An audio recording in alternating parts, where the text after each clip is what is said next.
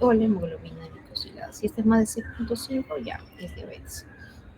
Y si tiene tolerancia, me sale criterios de diabetes, más de 200, también correspondería a este grupo.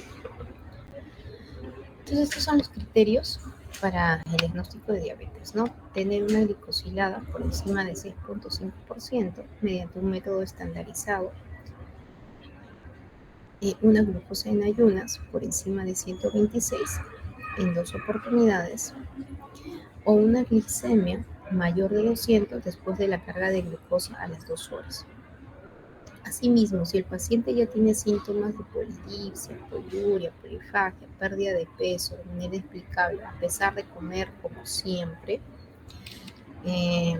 como una dieta tal cual, con bastantes carbohidratos, como la suele ser la típica comida criolla peruana, y llega a una glucosa más de 200, entonces se hace el diagnóstico.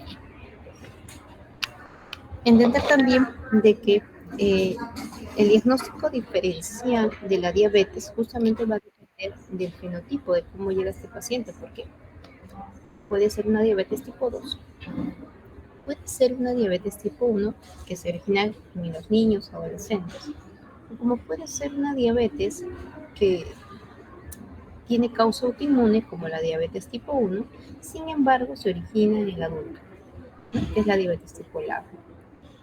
O puede ser una diabetes que se origina en la niñez, en la adolescencia, pero que se comporta como una diabetes tipo 2, que es una diabetes monogénica, ¿no? Que es una diabetes juvenil que es similar muy similar al del adulto, ¿no? Entonces la herencia va a ser diferente, ¿no? Las previas son poligenéticas, la MODI es monogenética, y el paciente, si tiene sobrepeso o obesidad, es más probable que sea diabético tipo 2. Si es un paciente que tiene un IMC normal, ¿no? O ligero, en 25 en promedio, es más probable que sea los otros tipos de diabetes. Y el péptido C.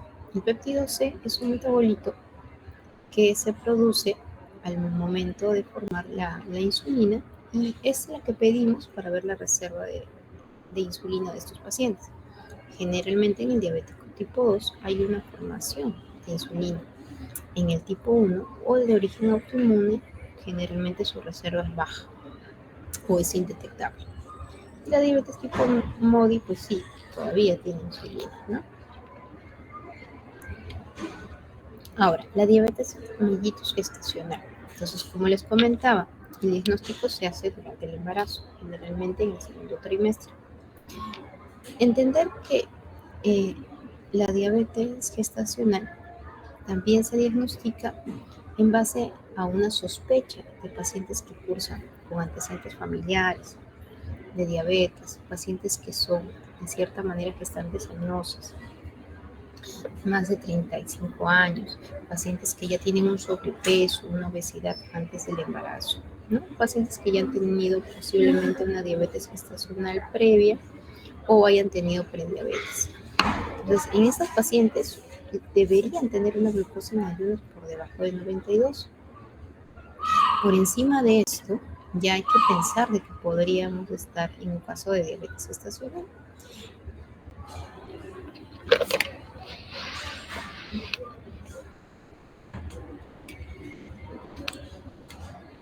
¿Aló?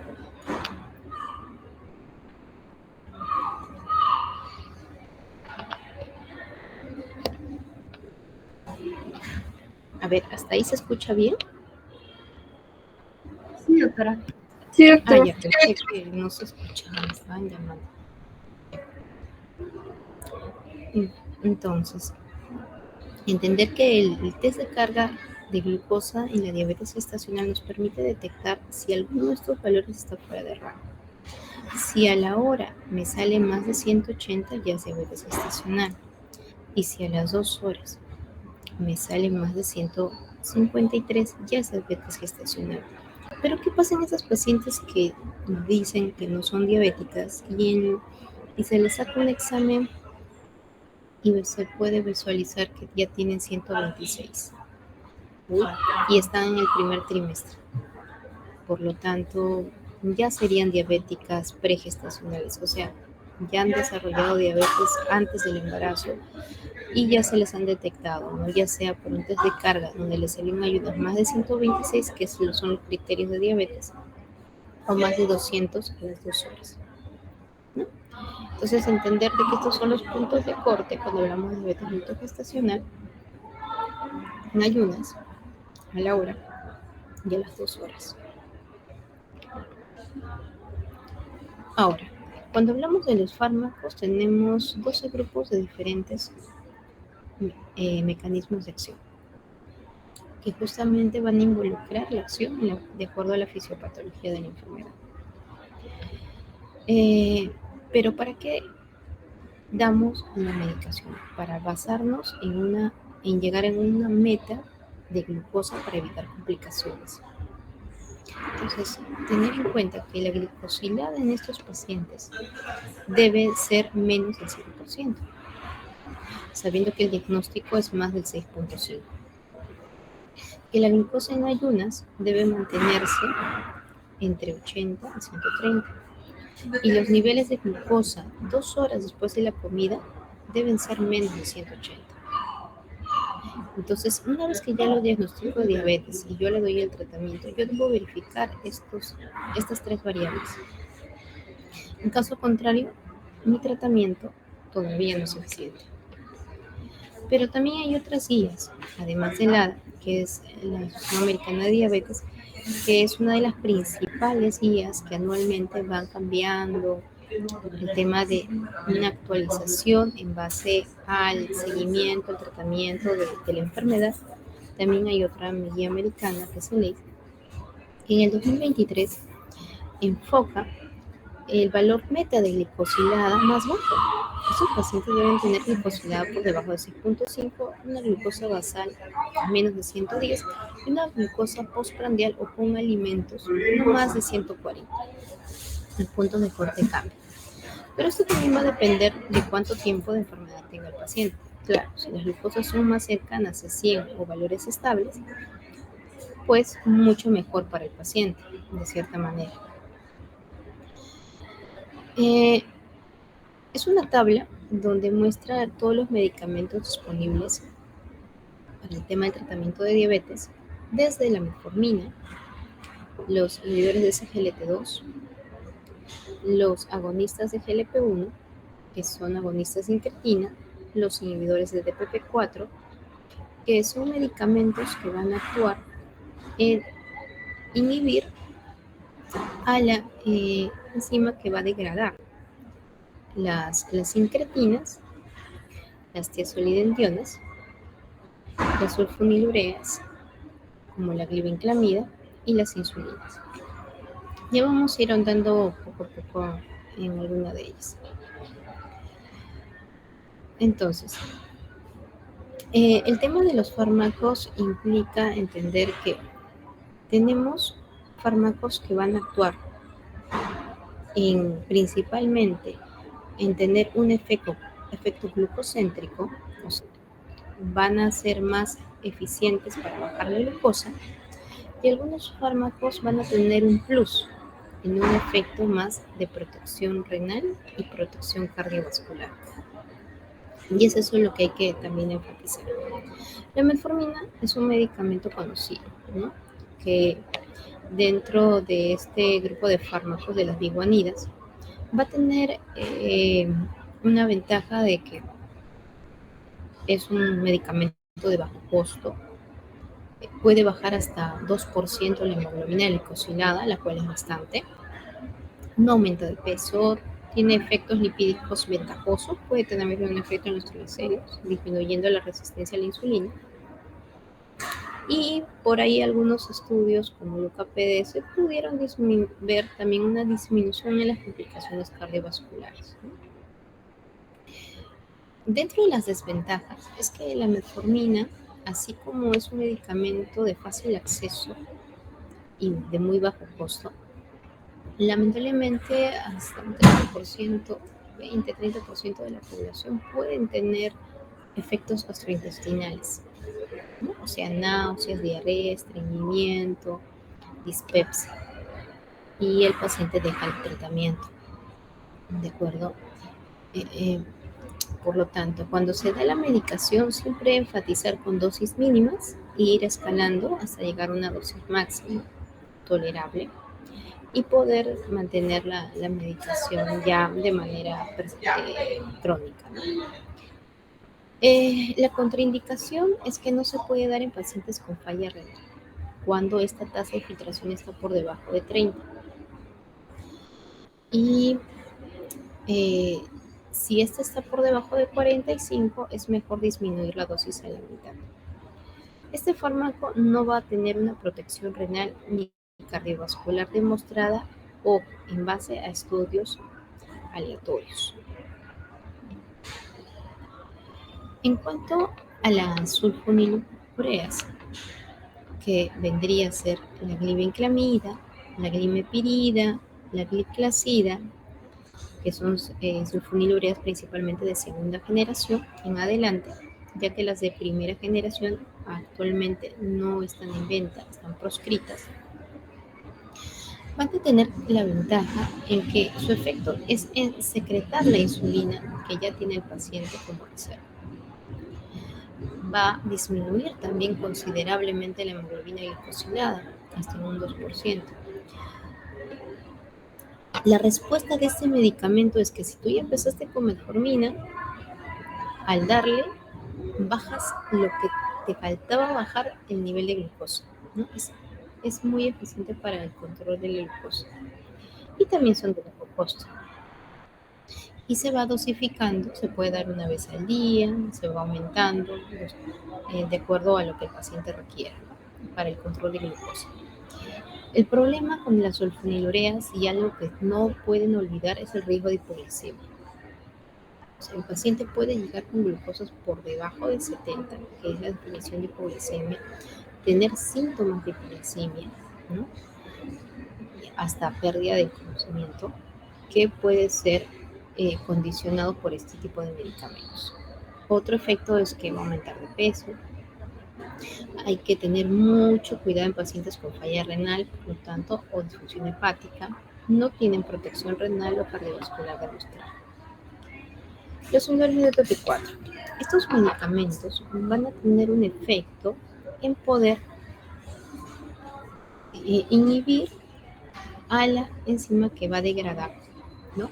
Unas hormonas intestinales llamadas incretinas, que son las encargadas en liberar la insulina endógena para mejorar el control de la glucosa.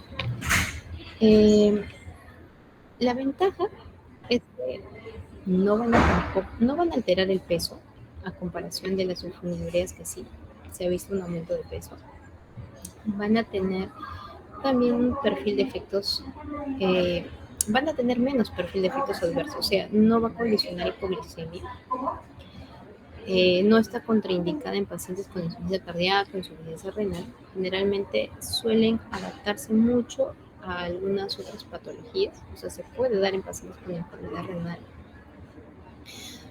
Y el tema es que no baja mucho la glicosilada, como pueden ver, ni siquiera el 1%. Entonces, por sí solos no son medicamentos muy adecuados para el control de la glucosa. Se pueden combinar ya sea con la metformina para el control de la glucosa y van muy bien. Sin embargo, también son medicamentos de alto costo, ¿no? Entonces hay que tener en cuenta esto. No tienen efectos en protección renal o cardiovascular, al igual que los demás. Las tisolilandionas, dentro del grupo de las PIO, tenemos la pioglitazona, también está la rosiglitazona. Son medicamentos que van a actuar principalmente en reducir la resistencia a la insulina, muy similar que la metformina.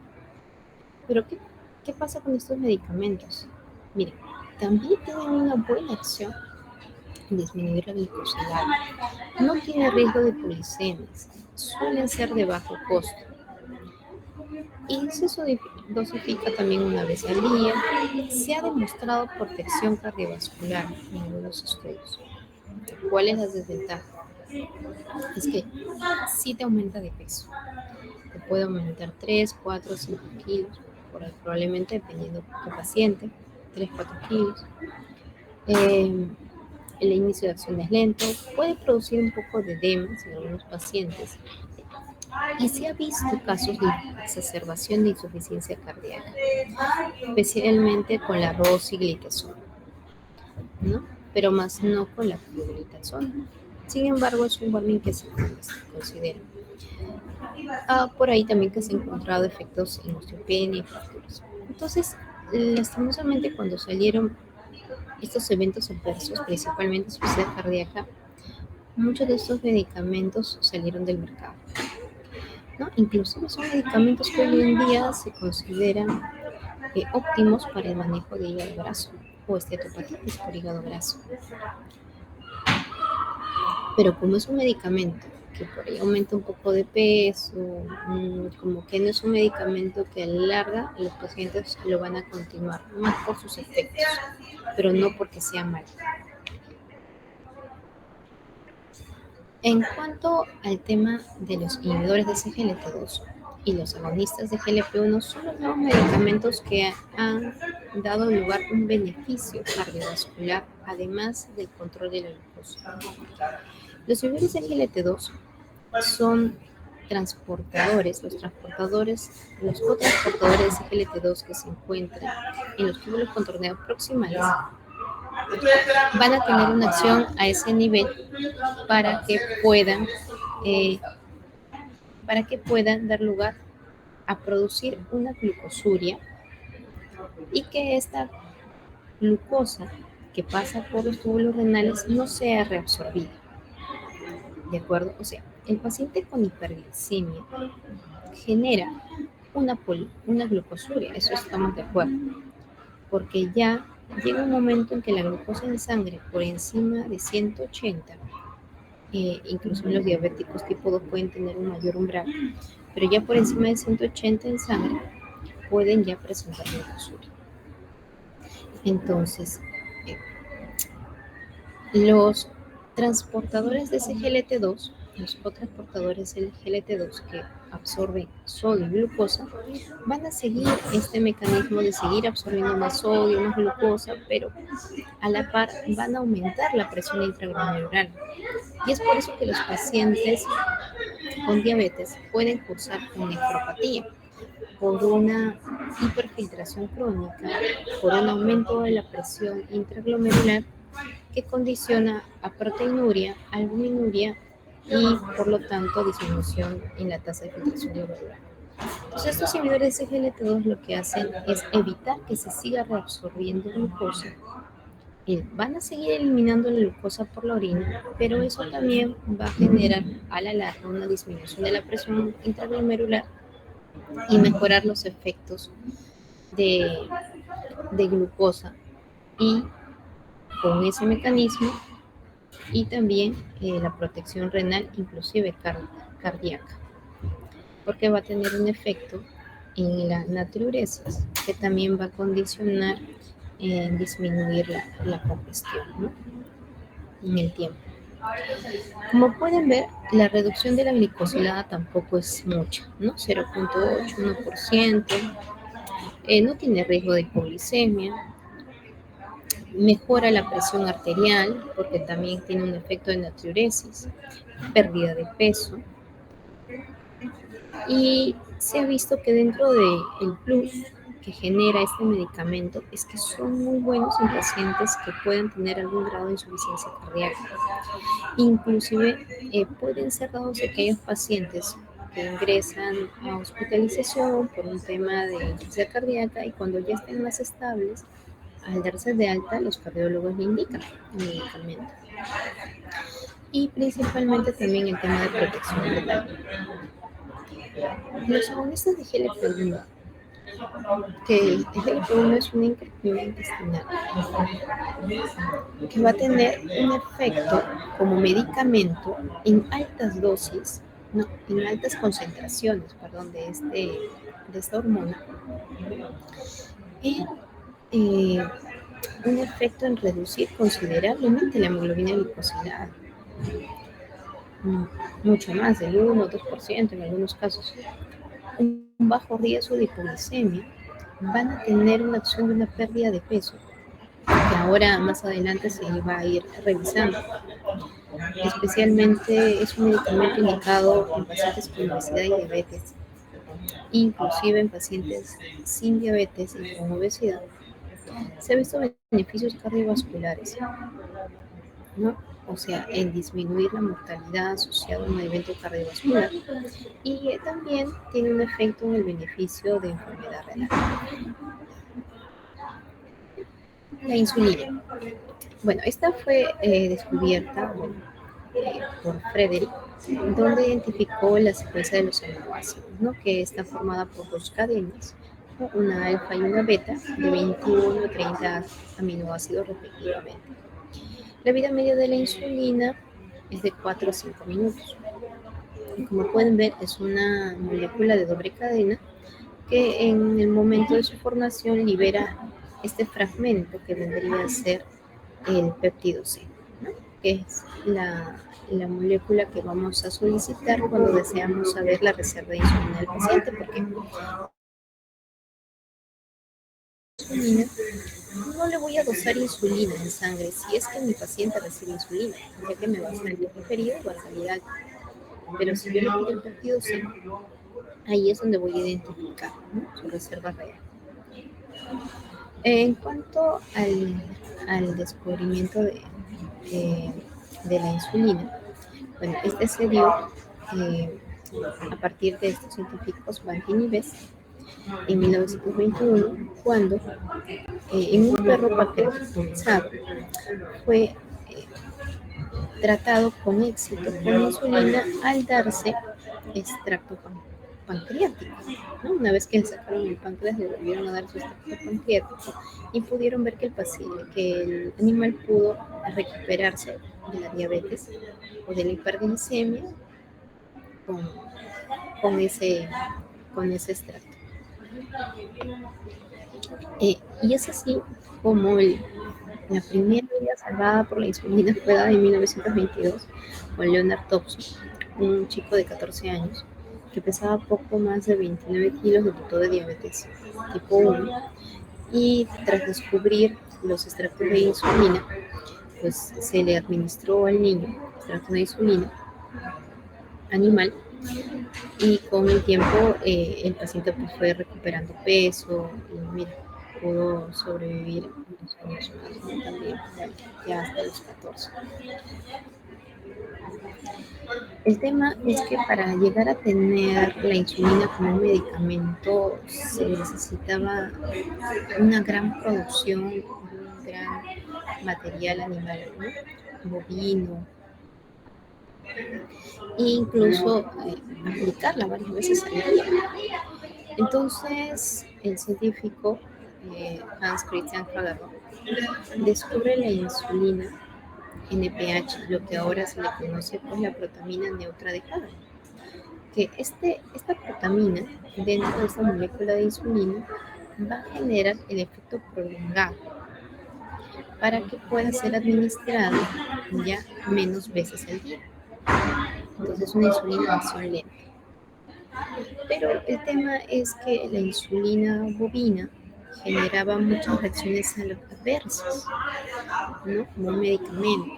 Es por eso que años después, mediante recombinación genética, se hizo la formación de la insulina humana a través de un ADN recombinante por las bacterias de Escherichia coli.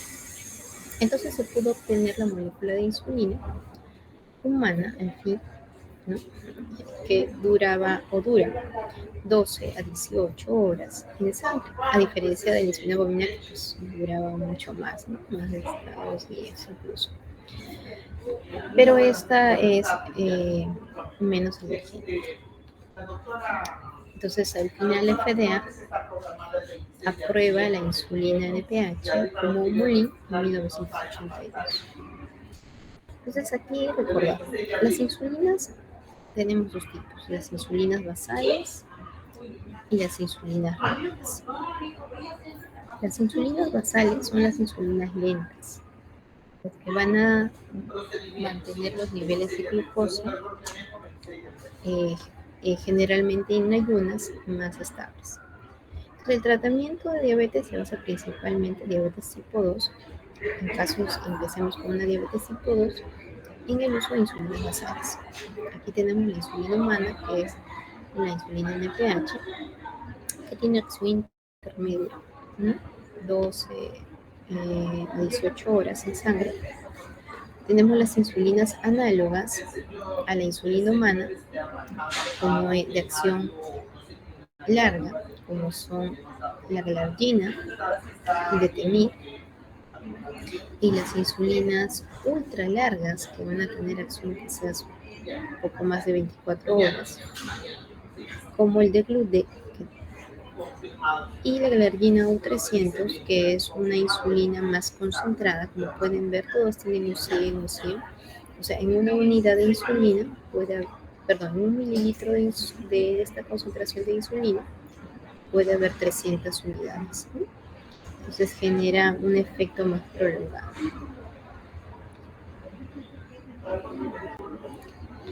Entonces, cuando hablamos de las insulinas basales, tenemos que saber a qué hora empieza la acción. La NPH a las 2 o 4 horas, la glargina, el detemir, generalmente en 1 hora. La glargina U300 puede empezar a las 6 horas y el degludec a la hora. El pico de acción de la insulina. Aquí es importante tener en cuenta porque de esto también determina el efecto adverso, que puede ser el riesgo de hipoglicemia. La NPH no es que una vez que la introduzcas va a actuar en la misma concentración en sangre todas las horas que dure, ya sean 16, 18 horas, no, sino que va a tener un pico de acción y después va a ir descendiendo. Y este pico de acción puede empezar entre las 4 y las 10 horas después de su aplicación.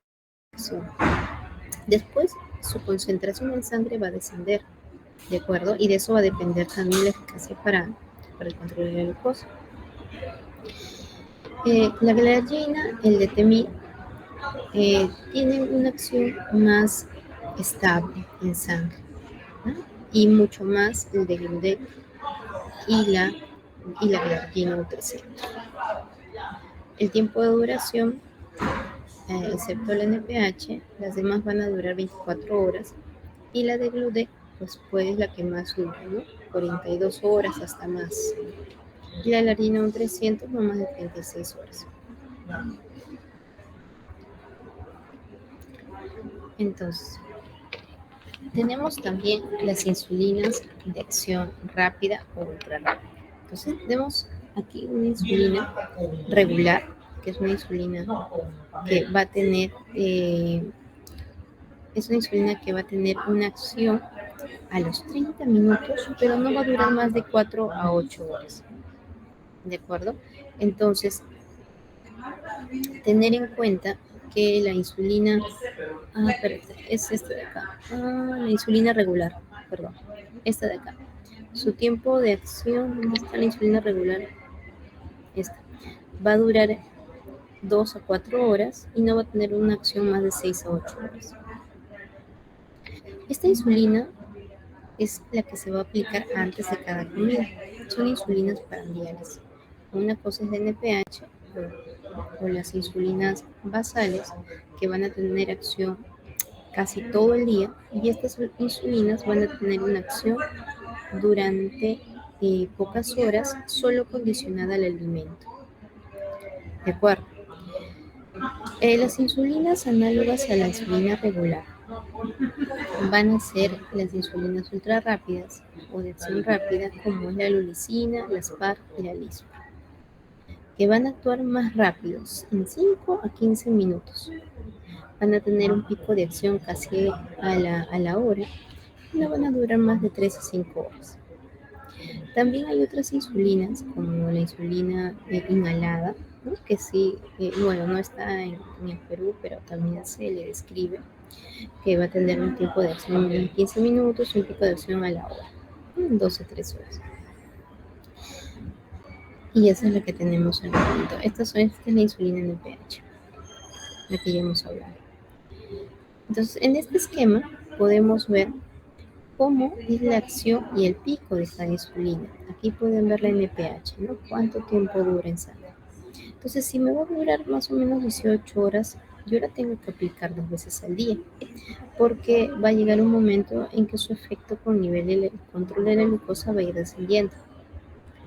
Luego, las insulinas más flat, como es la galardina, el detemir, van a tener una acción más prolongada también y van a condicionar a menos riesgos de hipoglucemia. Y las que son más, las eh, ultra largas, como es la galardina U300, el de Gludex, van a tener todavía una acción por encima de las 24 horas.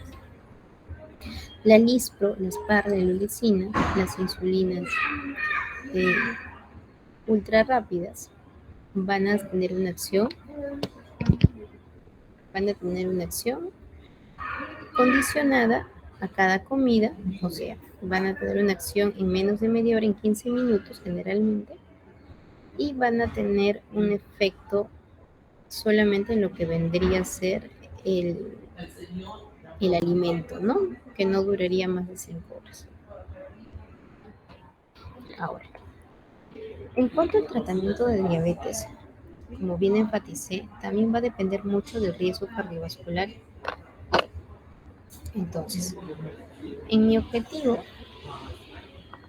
debo enfatizar no solamente en la glucosa, sino hoy en día las guías americanas, europeas, también tienen que ver algunas complicaciones cardiovasculares que podrían estar sumando al tema de diabetes.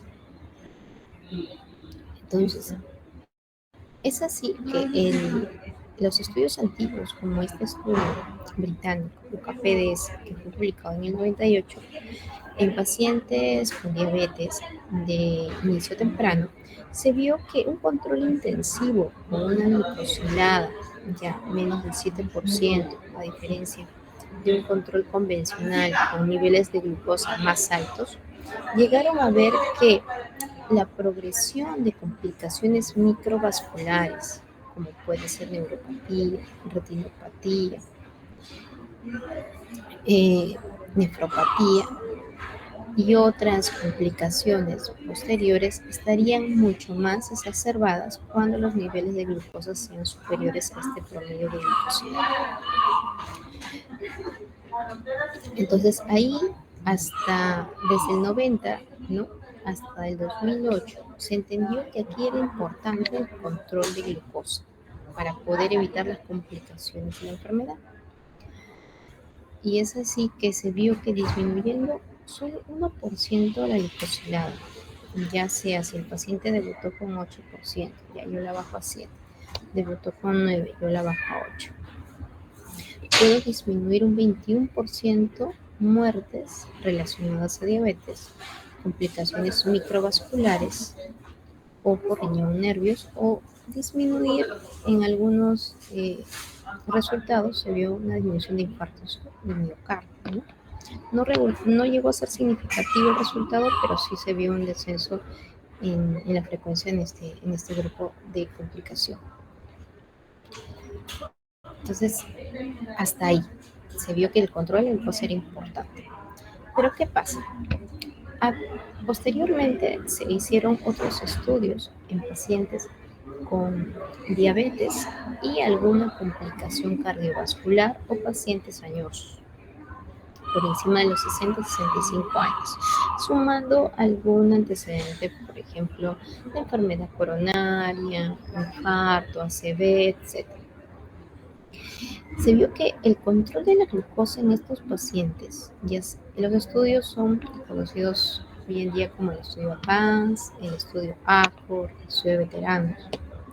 Se encontró que si yo hago que este paciente tenga un porcentaje de hemoglobina glicosilada por debajo del 6.5%, lo que vendría a ser un buen control de glucosa, yo condicionaba a que estos pacientes tuvieran más riesgos de hipoglicemia y más riesgos de eventos cardiovasculares, o sea, se morían más. Entonces, ¿qué hago? No era que yo debía bajarle la glucosa, sí, pero no a expensas de producirle un daño. Por lo tanto, ya en el 2015, el ADA, esa guía que les mostré al inicio para ver los criterios de diabetes, que es una guía que la usamos mucho los endocrinólogos, los médicos internistas, médicos en general que ven el tema de diabetes, para poder determinar que el control de glucosa ya no era exclusivo de para todos, era dependiendo de las comorbilidades que presentaba. O sea, si este paciente tiene más riesgo de desarrollar hipoglucemia, ya sea un paciente con enfermedad renal, adulto mayor, etcétera, yo no puedo ser muy estricto en el control de glucosa. Mis metas van a descender. O sea, mi glicosida no tiene que ser 7%, menos de eso. Puede ser 7.5, 8, dependiendo a qué paciente voy a estar tratando. Si la duración de la enfermedad es larga, más de 10 años, también por ahí que puedo diferir que tenga control de glucosa en menos de 100, porque ya tiene complicaciones, ¿no? Si mi expectativa de vida es menos, si hay complicaciones cardiovasculares, ¿para qué voy a enfatizar más la glucosa si ya está la secuela? Entonces, eso es lo que hay que tener en cuenta. La meta de glucosa no va a ser exclusiva, pero sí en aquellos pacientes que tengan alguna de estas características, vamos a enfatizar en la seguridad del medicamento, ¿no? Evitando el riesgo de hipoglucemia. Ahora, si mi paciente ya tiene un daño cardiovascular, una enfermedad renal, una alteración, una insuficiencia cardíaca, etcétera, yo no solo voy a enfocarme en el control de glucosa, no. Ahora voy a ver la parte de algún medicamento que se le pueda sumar a su control de glucosa, ya sea por un tema de enfermedad cardiovascular con un agonista de GLP-1 o un inhibidor de los cotransportadores o de glucosa o SGLT2. Y si tiene enfermedad renal, priorizo los inhibidores de SGLT2 seguidos de los agonistas de GLP-1.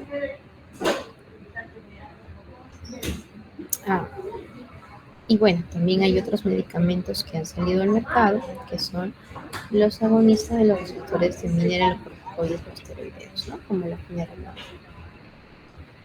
Entonces, la protección de las complicaciones de diabetes se basa en esos 4 pilares: glucosa, presión, lípidos y agentes con beneficio cardiovascular y renal, además de la modificación del estilo de vida y educación de diabetes.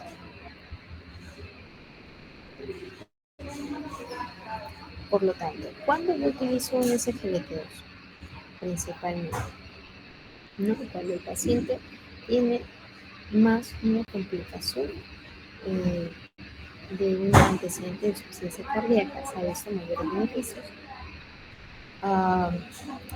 En cuanto al tema de protección renal, también lo priorizo tener en cuenta que su administración es biológica. Cuando yo utilizo un GLP-1, también tiene un buen beneficio en efectos cardiovasculares, pacientes con ACV, con coronaria. En insuficiencia cardíaca no ha tenido mucho impacto y la pérdida de peso considerablemente es un medicamento que te baja hasta los fármacos que son con más potencia. En este efecto pueden bajar hasta 20 kilos de peso, un 20% más, como es el semaglutid y otros. Una protección renal que no es tanta como los SGLT2 demostrados, y su administración es subcutánea en la mayor parte, pero también ya hay presentaciones biológicas. Entonces, el manejo actual de diabetes hoy en día es en eficacia, control de glucosa, pero también dar la seguridad del medicamento y ver si hay una protección cardiovascular y renal añadida, y también el control y tratamiento de obesidad, ¿no? Eso también es la base.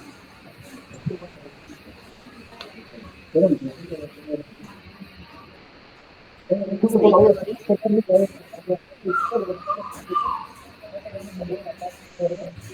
Entonces, creo que por ahí tienen el micrófono abierto.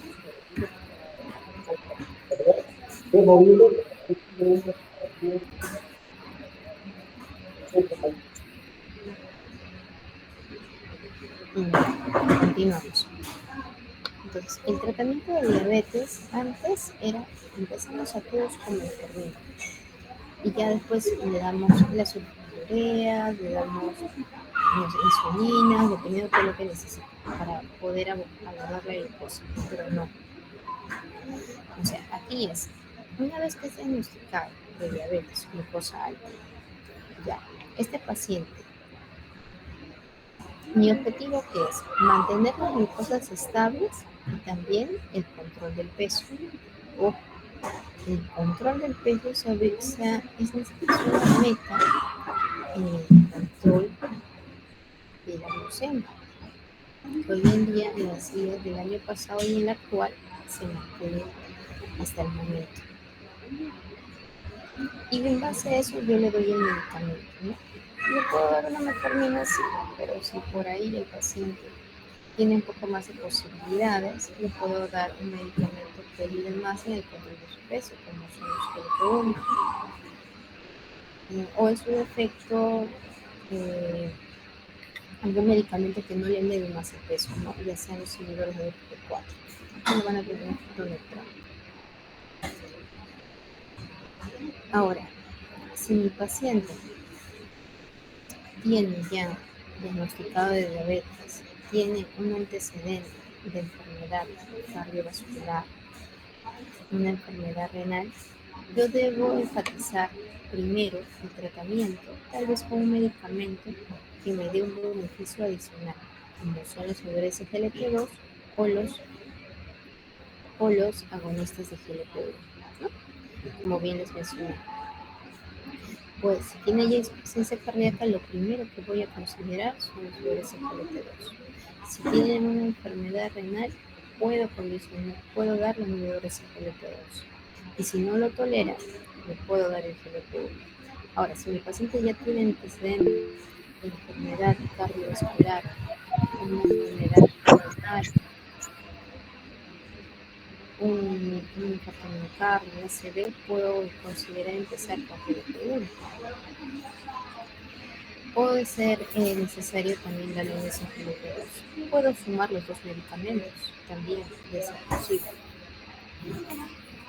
En cuanto a la presión arterial, yo hago el diagnóstico de pacientes con presión cuando dentro de la consulta en pacientes con diabetes, ojo, estas sobrepasan más de 130 con 80 en 2 oportunidades. Miren cómo baja el punto de corte, ¿no? Entonces, en estos pacientes con diabetes, si me vienen por encima de 138, 185, y así en varias oportunidades 140, 80, pues ya eres hipertenso, vamos a iniciar tratamiento y empiezo con una terapia, ya sea con IECAS o ARA2. Y si mi paciente persiste con presión ósea, debuta con presión por encima de 160 sobre 100, es mejor empezar con un tratamiento de terapia dual, ¿no? Aparte del DIECA o ARA2, darle un antagonista de calcio o un diurético, que puede ser una presoneona o una espironolactona posteriormente. Entonces, acá también hay que enfatizar el tratamiento de los lípidos. ¿En base a qué? Primero, modificaciones del estilo de vida, ¿no? Hacer hincapié en la pérdida de peso. Dar opciones de tratamiento no médico con alimentos, con alimentación tipo a la comida mediterránea, DASH, que van a ser principalmente alimentos que van a influir en la reducción o van a tener menos grasas saturadas, menos grasas trans, van a tener alimentos que tengan mayores ácidos grasos, omega 3, fibra, vegetales. Debe enfatizarse mayor actividad física para mejorar el perfil de lípidos y disminuir el riesgo cardiovascular. Intensificar el tratamiento del control de glucosa en aquellas personas inclusive que tienen un triglicéridos por encima de 150 y un HDL bajo. Eso suele presentar en nuestros pacientes, ya sea menos de 40 en varones o menos de 50 en mujeres. Así que esto también es lo que hay que verificar para mejorar el control de lípidos.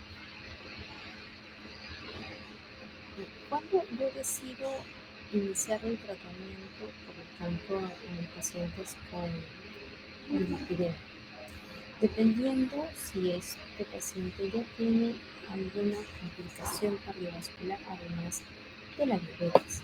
Entonces, hay calculadoras de riesgo cardiovascular en donde yo voy a ver un porcentaje de riesgo de desarrollar algún evento cardiovascular avanzado. Si mi paciente pues ya tiene ya tiene diabetes, ya lo voy a enfocar en un riesgo al menos moderado cardiovascular. Y ya el inicio del tratamiento con estatina se va a dar. Y las metas en el tratamiento también se van a enfatizar de acuerdo a riesgo.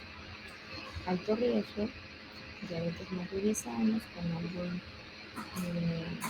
comorbilidad, y muy alto riesgo cuando ya tiene una enfermedad cardiovascular establecida. Entonces, bueno, esta es otra guía de leyes de la Academia Americana, y también donde enfatiza que en cuanto al inicio de la terapia con estatinas va a deberse mucho dependiendo del riesgo cardiovascular. Si es un riesgo menos del 10%, del 10 al 20%, más del 20%, mis metas de LDL, mis metas de colesterol HDL, triglicéridos van a ser en base a esa categoría de riesgo. Eso es lo que yo les voy a preguntar, ¿no? ¿Cuál es la meta de mis pacientes con dislipidemia?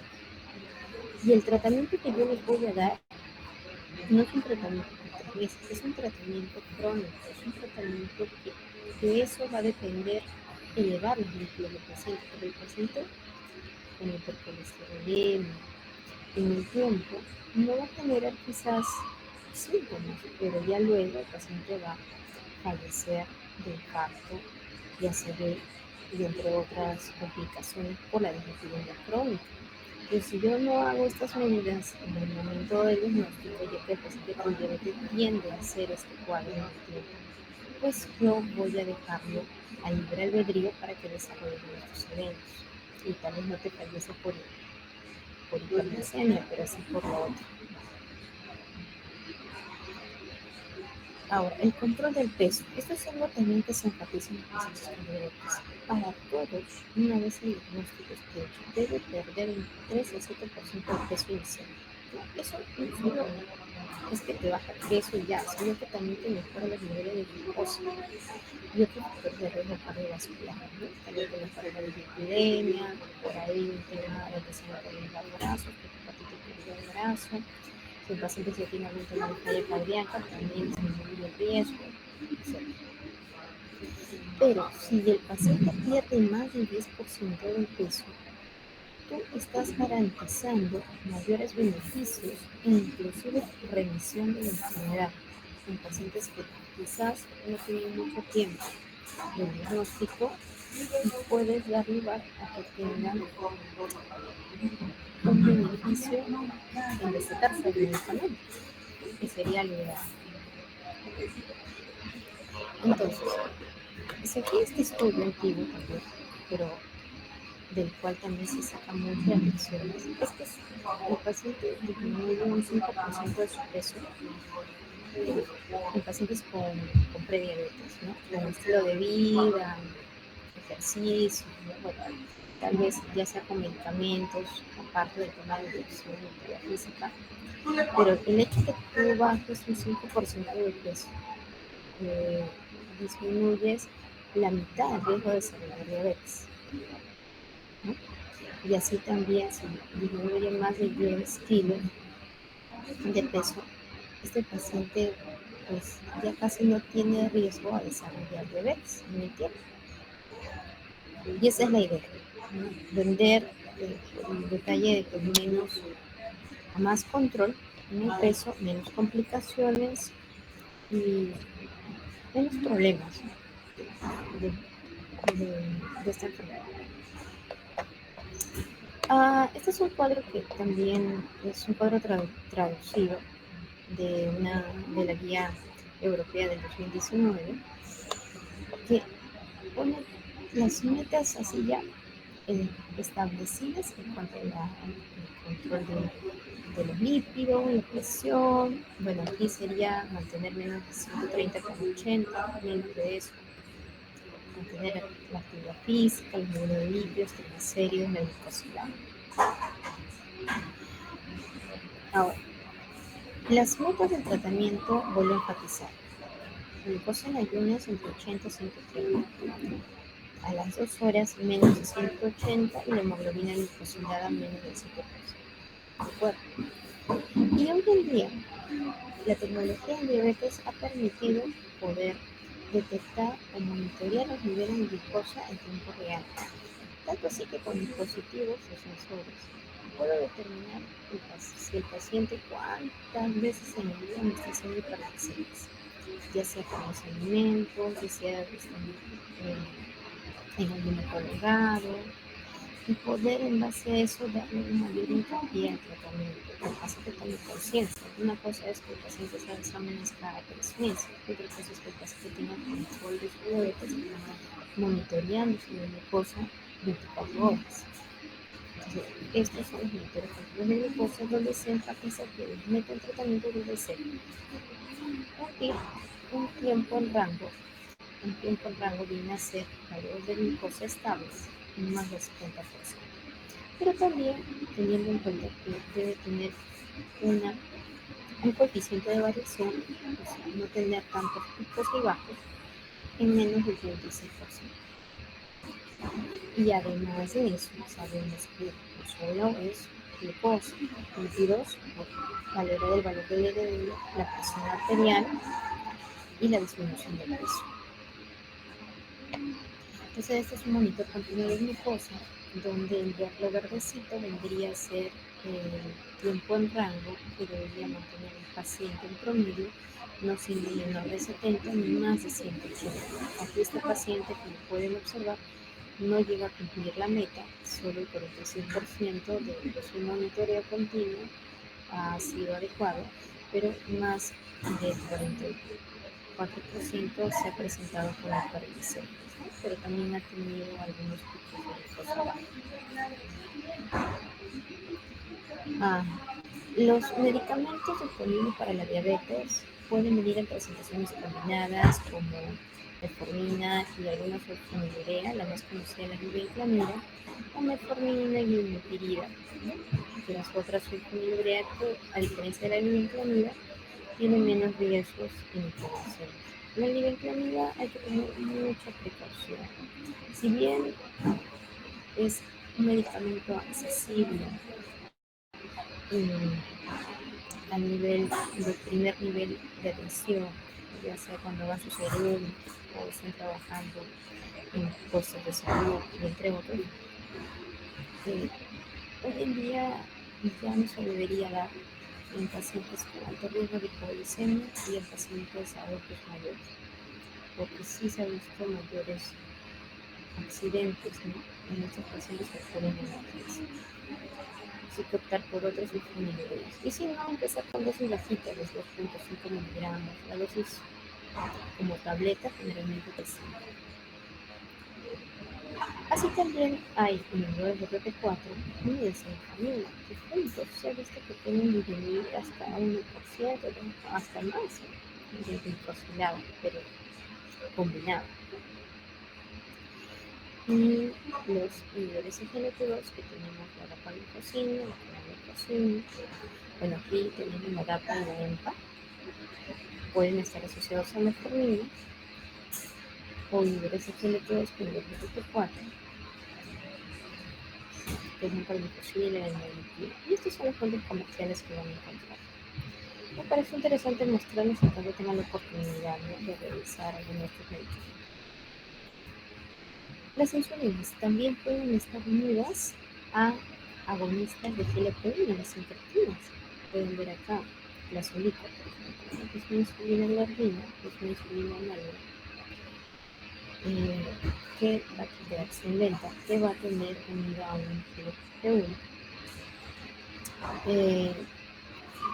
Una agonista de GLP-1 que va a dar lugar a que tenga un efecto en poder mejorar las glucosas postprandiales y no usar mucha insulina, ya que el efecto de esta incretina genera menos necesidad de insulina y menos riesgo de ganancia de peso. Por último, aquí debemos enfatizar el uso de insulinas. Aquellos pacientes que vean con una hemoglobina glicosilada por encima del 20%, una glucosa por encima del 300, que el paciente había bajado de peso de manera muy rápida, está en una fase de hipercatabolismo, y que hayan tenido un diagnóstico reciente, que tengan todos estos síntomas peludos, colifagia, pérdida de peso, etc. Cuando también los antidiabéticos orales no los toleren, cuando se decide intensificar el tratamiento, por ejemplo, están con metformina, con urea, con resveratrol, al final necesito algo más. En pacientes diabéticas gestacionales no controladas, generalmente el tratamiento de gestación es la dieta, y si no tengo que pasar un tratamiento médico, en primera línea son los niños y todos los pacientes hospitalizados deberían recibir. Bien, entonces, ¿cómo empezamos la insulina? Pues, a ver, para todos. Una tablita que viene de la guía de LADA te explica cómo empezar con insulina primero NPH, con una insulina basal, y ya si con eso no regula, le aumentas de insulinas rápidas, de prandiales, que son la insulina regular o la insulina ultra rápida. Vamos a ver este caso. Tenemos el caso de María, de 45 años, que consulta por baja de peso, sueño abundante, requiere no poder descansar por despertarse frecuentemente por las noches. Bueno, ella tiene una dieta en comida de frutas, carapuchas, morada con azúcar, o de frutas, mucha grasas. Tiene antecedente de prediabetes hace 3 años, cuando empezó tratamiento con metformina, no lo tomaba, diabetes de la mamá, tenía un antecedente de una persona. Y camina muy poco, ¿no? Trabaja en postura, o sea, para sentar, y aumentó de peso. Llegó a pesar hasta 80 kilos. Ahorita su peso actual es 60, pero que ha hecho una dieta, no creo, porque vemos bien que tiene una glucosa en 300, una hemoglobina glucosilada en 12%. Entonces, esta es una baja de peso explicable, quizás más de 10 kilos, y así baja por la diabetes descompensada. Tiene una glucosuria, tiene triglicéridos altos, ¿no? Justamente también por la alta resistencia a la insulina que debe tener la paciente. Y entonces el diagnóstico está claro, es una diabetes, además de la dislipidemia. Y en esta paciente, por los efectos catabólicos, la glucosidad, el nivel de glucosa, se decide empezar con insulina. ¿Qué insulina? Una insulina basal, en la cual la NPH, la glargina, la glutamir, la glutamina. Siempre se empieza con insulina basal, porque es la primera. Una vez que controlamos la glucosa en la orina, podemos esperar que las glucosas después de comidas no se vayan tanto.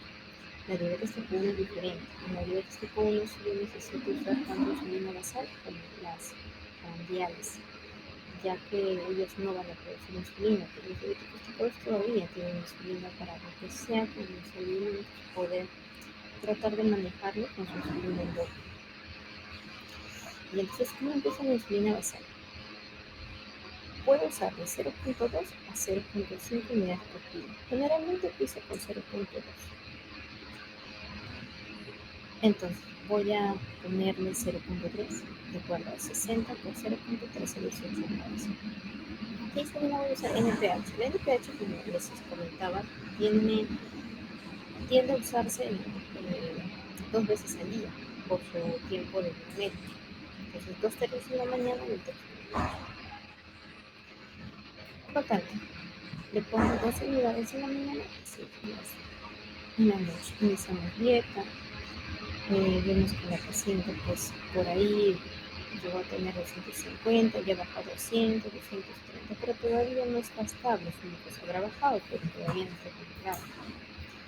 Aumentamos la insulina, 2 unidades más, en la mañana y en la noche. Vemos que la paciente va controlando mejor sus glucosas con el tiempo, ¿no? Cuando ya se le fue aumentando cada vez más la insulina. Llegó hasta 16 días. Pero ojo, ¿qué pasó acá? Se bajó mucho. ¿Se acuerdan que le dije que la meta de glucosa tampoco tenía que ser mínimo de 100 con comida? Puede ser hasta 100, 180, ¿no? Y en ayunas entre 80 y 130. Entonces aquí ya nos pasamos. Por lo tanto, tengo que decirle que le baje un poquito las unidades de insulina.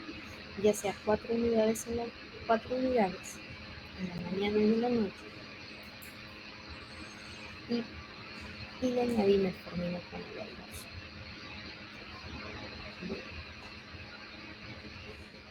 El paso 2 es una paciente de 35 años que puede por también baja de peso, astenia, baja de apetito y ha debutado de diabetes hace un año con cetoacidosis, ¿no? Ahorita su IMC está en 25, tiene vitiligo, o sea, tiene un vida sedentaria, dice que no tiene familiares con diabetes y toma ella glimetilid 2 veces al día. Es relativamente delgada y se nunca pobreza y tiene glucosa por encima de 150. Entonces una paciente diabética que está tomando medicación bioral, no usa insulina, porque tiene cetoacidosis, ¿no? Ya fue crítico, pero que al momento no está siendo controlada la glucosa. Como pueden ver, la paciente tiene un peso normal, y aquí su nivel de glucosidad está alto, ¿no? Pero miren acá, tiene un PTOC bajo. Se supone que el incremento de la reserva de insulina bajo. Entonces, esta paciente es una paciente que no parece diabética tipo 2, porque tampoco tiene mucho tiempo de enfermedad de diabetes. Entonces, se le pidió sus anticuerpos para poder considerar si esta paciente ya era una diabética tipo 1 y se le encontró positivo. O sea, es una diabética que ya tiene años de enfermedad, tiene baja reserva de insulina y ya tiene autoinmunidad. Es una diabetes autoinmune de origen del adulto, ¿no? Y por lo tanto esta paciente requiere insulina, ¿de acuerdo? Pero es una paciente que debutó ¿cuánto tiempo? Sí, es una paciente diabética tipo 1 del adulto. Ahora, las pacientes diabéticos tipo 1 generalmente el uso de insulina ya de manera permanente no pasa de los 6 meses o al año de haber debutado de la enfermedad. No pasa después de 6 meses a un año de haber debutado la enfermedad el uso de insulina. Pero si es que pasa más tiempo, hay que pensar que es una paciente diabético con un fenotipo tripolar. O sea que todavía tiene reserva de insulina, tiene un componente autoinmune, pero con el tiempo va a requerir, ya sea 2 años, 3 años en adelante. Bien, hasta ahí nos quedamos, chicos.